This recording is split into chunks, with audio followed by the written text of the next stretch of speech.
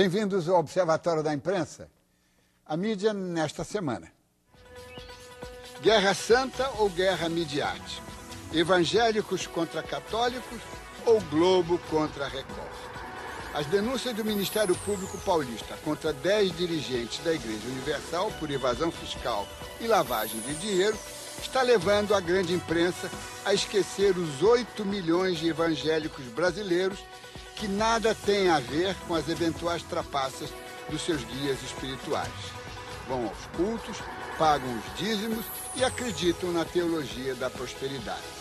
Se a República Brasileira fosse verdadeiramente laica, as religiões ficariam confinadas aos templos e a mídia seria neutra. Hugo Chávez começou nova ofensiva contra a mídia venezuelana. 34 rádios fechadas, instalações da Globovision invadidas por milicianos, 50 jornalistas agredidos durante um protesto, 12 deles feridos. O caudilho Chávez não consegue fazer as reformas sociais sem baderna. O pretexto para a última confusão foi a reforma educacional que deverá ser regida por princípios socialistas e antiburgueses. Não apenas as Américas acompanham com preocupação a escalada venezuelana. A reação mundial não é favorável a Chávez. Nosso país está em cima do muro, o que levou o semanário inglês, o Economist, a indagar na sua última capa. De que lado está o Brasil? Não é a maior entidade patronal nem a mais antiga, mas a Associação Nacional de Jornais é a mais visível. Agora, ao completar seus 30 anos, a NJ exibe o seu poder mobilizador. Os 140 associados representam 90% da circulação de jornais e, como não há quem a conteste, ela pode apregoar que foi criada para lutar contra a censura. Não é bem assim. A NJ foi fundada como reação patronal à malograda greve de jornalistas. Durante 20 anos, o documentarista Silvio Tendler colheu material para o seu painel sobre o século XX. A Era das Utopias será apresentada nesta TV Brasil a partir de 31 de agosto, em 6 episódios, às segundas-feiras. Anote na agenda. Imperdível. Durante a ditadura militar, os censores eram fardados. Agora, em plena vigência do regime democrático, somos confrontados com esta aberração, a censura togada. Está virando moda. Alguns magistrados não sentem o menor pudor em determinar a supressão de informações. Não impõem sanções pelo que já foi publicado. Agora arrogam-se ao direito de atuar preventivamente para evitar a circulação daquilo que não consideram apropriado.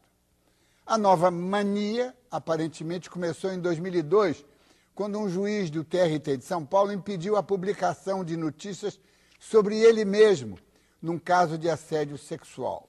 Este observatório já tratou da censura togada em 5 edições, a última em julho passado, quando o Ministério Público Eleitoral proibiu que a Veja São Paulo divulgasse entrevistas com os candidatos à prefeitura da cidade, alegando tratar-se de propaganda. A nova investida da censura togada foi determinada por um desembargador de Brasília, Dácio Vieira, que atendeu a uma ação do filho do senador José Sarney e proibiu o jornal O Estado de São Paulo de continuar a publicação de notícias sobre o inquérito sigiloso que corre contra ele na Polícia Federal. O senador Sarney alega que o pedido de embargo não partiu dele, mas a essa altura é difícil dizer quem é quem no clã Sarney. Num patético discurso ontem no plenário, o senador Sarney reclamou contra os supostos métodos nazistas que estariam sendo aplicados pelo jornalão paulista e pediu a volta da lei de imprensa e do direito de resposta, recentemente extintos pelo STF. Então, por que razão Sarney não protestou na ocasião? Simplesmente porque a administração da justiça no Brasil transformou-se numa sucessão de injustiças. Gilmar Mendes, atual presidente do STF, tem parte da culpa neste pandemônio judicial. Indagado sobre a validade do embargo noticioso imposto ao Estadão, alegou que era uma decisão judicial, por isso não configurava censura. Agora, diante da celeuma, impacienta-se e cobra celeridade do Tribunal de Justiça de Brasília em definir a questão. A crise parecia circunscrita ao Senado, esfera legislativa, agora estendeu-se ao âmbito do Judiciário. Não é por acaso que a mídia não gosta de agosto. Vamos ver como ficou o resultado da votação na urna eletrônica do nosso site. A pergunta era: considera Euclides da Cunha um jornalista que escreveu um clássico da literatura ou um escritor que também fazia jornalismo? Ao todo foram 550 votos. 32% responderam que é a primeira opção e 68% acreditam que é a segunda.